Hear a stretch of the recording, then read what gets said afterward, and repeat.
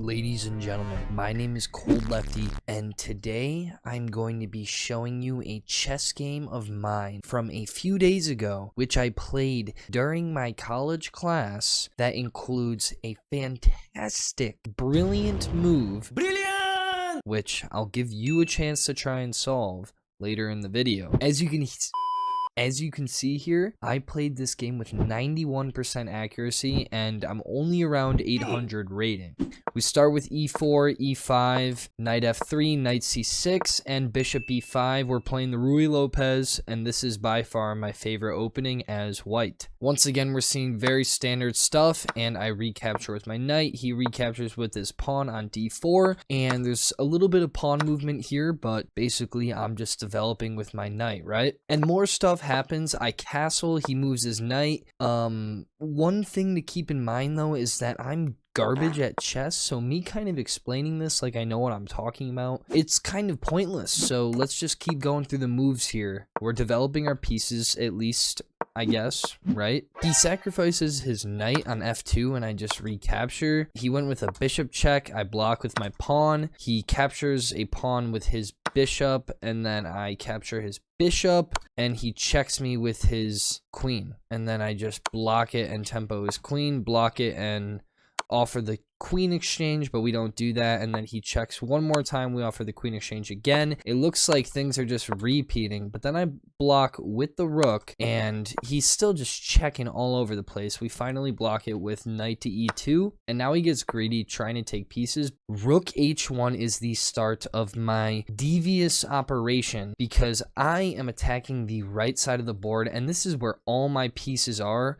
He has his queen in the literal opposite corner of his king with only one diagonally to get back. I mean, he sits on it, but basically he just starts capturing my pieces in that bottom left corner of the board, and I don't care because rook takes bishop on h3 is a stellar move. Even my pea-sized brain, as around an 800 rated player, I can see that my queen and my rooks, they're looking at this king, man. These pieces have some devious, naughty things that they want to, they want to just inquire the black king about. Perhaps send him a letter in the mail, or I mean, I guess they could have tried faxing the king, but they're gonna try and deliver this very passionate message they have in person. As we continue here, I line up my queen and my rook on the h-file, making a battery and threatening a mate in one. Opponent defends with h6, but then something interesting happens. Now we've played bishop f4. However, the opponent played king h7.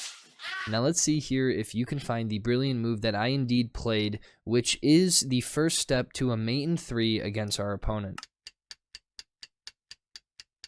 2,000 years later. If you said queen takes h6, you are correct, because of course the king can either retreat, but then we have mate in 1, or he can take with the pawn. Perfect. Okay, we just threw our queen, right? No. Now we go rook takes h6, and what can the king do? He can't go on this h-file. Our bishop defends our rook. Either two of these squares result in checkmate on the next move. Our opponent played g7 and we played g3 for a checkmate, boxing this king in to his own corner because of his rook and pawn. And when I did this in class, I wish I could have Fortnite emoted right there on the spot, but I had to act like I've been here before. But yeah, thought it was cool.